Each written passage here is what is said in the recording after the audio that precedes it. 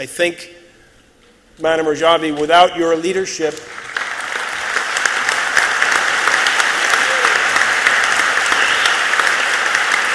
without your perseverance, without your dedication, we might very well today be watching a film of a massacre of hundreds of people at Camp Ashraf, instead of what we're trying to do, which is to work out some kind of a rescue plan and a salvation for them. And I think, Madam Rajavi, you deserve credit for that, and we thank you and salute you for that.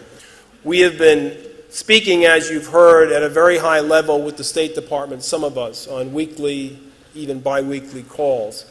And it's clear from those conversations that there is no plan, that there is an idea and an objective, but there is no plan.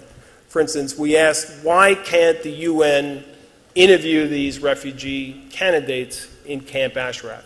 And we get the amazing and preposterous response back that the UN won't conduct the interviews there because they think it's an intimidating atmosphere. Well, if you look at what they're doing at Camp Liberty, I can't conceive of a more intimidating atmosphere, with police inside the compound, UN observers outside the compound, no U.S. observers, a small, tiny facility with no infrastructure. Everybody involved seems to want somebody else to be responsible. Whenever you speak to the State Department, they say, no, no, no, it has to be done by the Justice Department. The Justice Department says the State Department. The UN says the United States government. The United States government says the Iraqi government. Responsibility stops with the United States government. It is the body that made the promise. It's the body that disarmed the residents, and it is responsible, legally and morally. We must get these innocent civilians out of Iraq. It is absolutely essential. We must get them resettled in peaceful countries where they're safe around the world, and we must get this organization delisted immediately as a matter of law, as a matter of fact, and as a matter of morality. The minimum standards of humanitarian conditions are not given, not at all. So as long as the situation is like this, in spite of the goodwill of you and your group, and in spite of all the text we have in the MOU, in the Memorandum of Understanding, there can be no willingness to say yes to these no conditions of humanitarian standards. It's also true for the fact that really there is no guarantee for any physical safety and security of those who have to be transferred. And now I want to speak to my friends in the United States. After 9/11, no American can stand by while we honor false and hypocritical and political lists like this. We cannot afford, as the United States, to play games, to play political games with national security. So I say to the State Department, I say to my colleagues in Congress, former colleagues in Congress, understand this. If you care about the security of the United States, which you're sworn to uphold, then take this sham of a list and tear it up.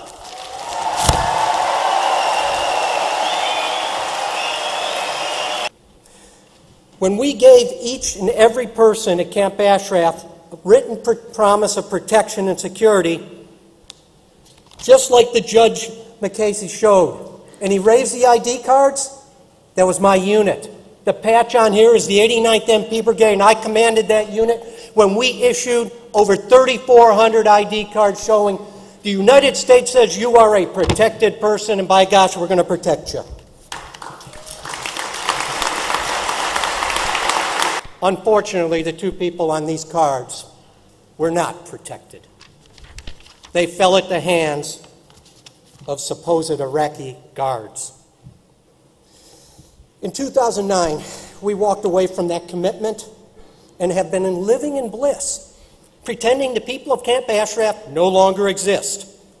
We walked away and left them to suffer at the hands of undisciplined Iraqi troops operating under the encouragement, if not the outright command, of the Iranian regime.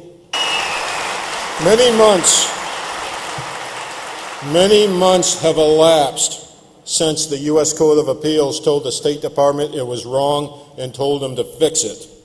Secretary Clinton, Ambassador Fried have assured Congressman Rothbacher and his committee they are aggressively working on this. State Department has trouble understanding the term aggressive.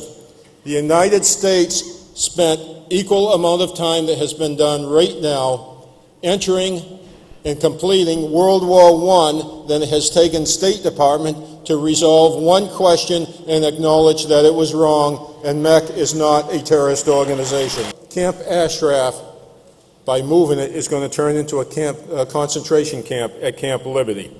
The residents will be under total Iraqi control at the bidding of Iran, and they will be dependent upon the Iraqis for everything, even further psychological treatment than they've been going through. What's the way ahead? First, it's been hit hard. Let's get them off the list. They never should have been there in the first place. It was wrong. Second, let's move them out of Iraq.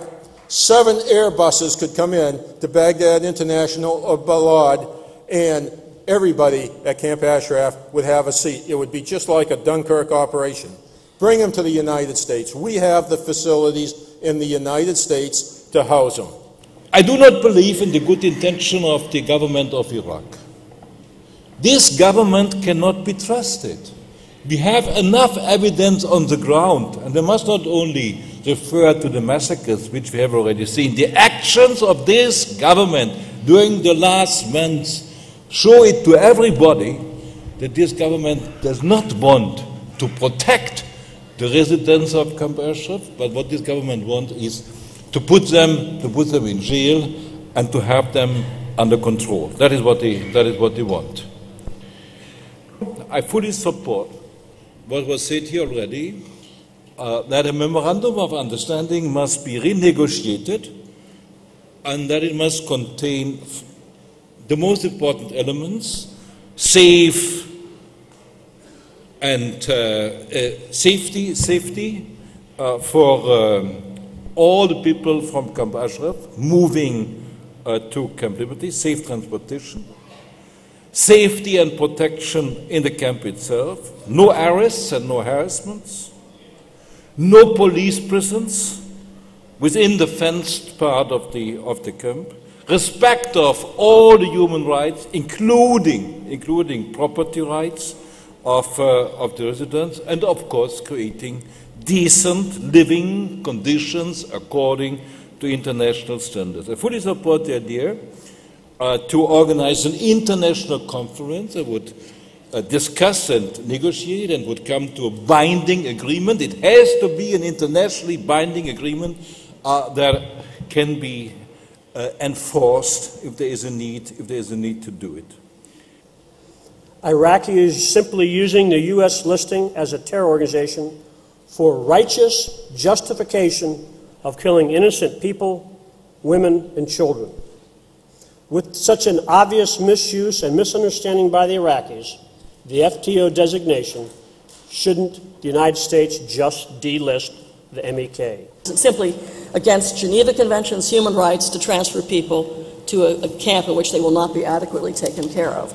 So for the moment, it's the transfer that's being boasted of is simply a notional idea. It's a theory, it's not a practice, and it's up to Martin Kobler and the U.S. and others to guarantee that there are adequate living conditions before anybody is asked to pledge their sons and daughters, husbands and wives to make such a transfer. The people at the camp have become political pawns. There, I think, are 4 players at this table. Of course, Iraq and Iran, the United States, and the Europeans as represented by the European Union and the UN. Each has a different sort of perspective. You probably noted that the American speakers today are reluctant to go overseas and be hypercritical of our nation. They will certainly speak frankly and tell the truth. But I will follow that pattern and say that at least my perspective of the U.S. approach is least understandable of all of those at the table. It makes absolutely no sense to me, on the one hand, to continue to list the MEK as a terrorist organization, and yet most recently for our Secretary of State to employ 2 ambassadors and their staff to do all that they can to look after their concern and their welfare. I think there are several things that must be done. First, of course, and you've heard it from virtually every speaker, we have to delist. The United States of America has to start with that. That's the catalyst for everything else that will take place, to include eventual relocation. Secondly, although I think it's very commendable that we have seen the UN and the EU issue mandates, I think they have to put teeth into what they're talking about here, with the eventual arrival of either blue helmets or U.S. troops on deck to ensure the protection of these people in what is increasingly becoming a hostile environment. We make complex problems, we have to have complex solutions. There are simple solutions many times to complex problems. Many times when we look at a complex problem and start developing complex solutions, it's an excuse for inaction.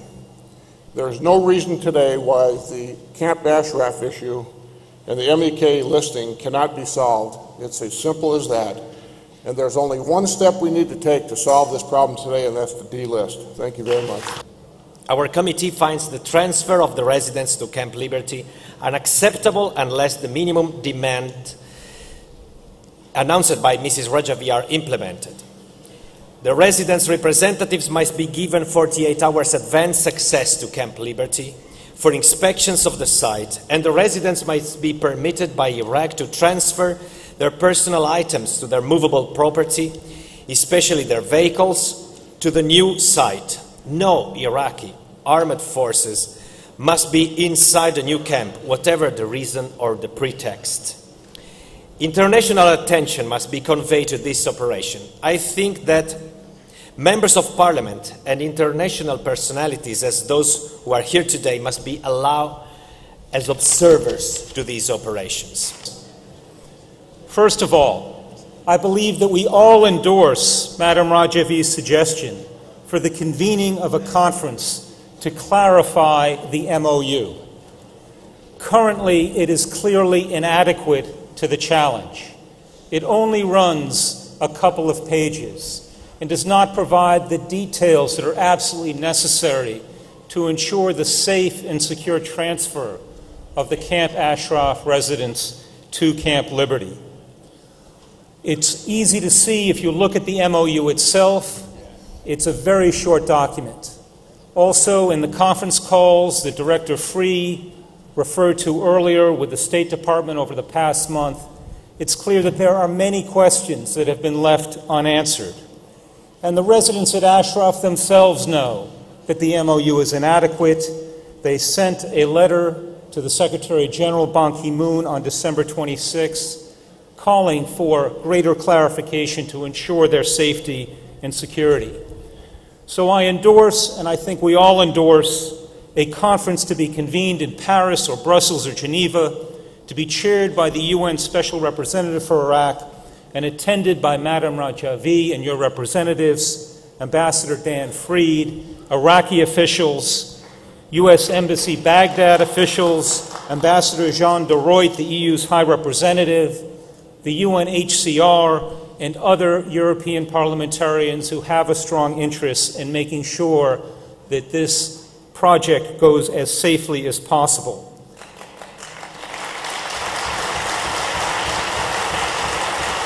The conference needs to draft a document that rectifies the serious shortcomings about the requirements, arrangements, and implementation of this relocation.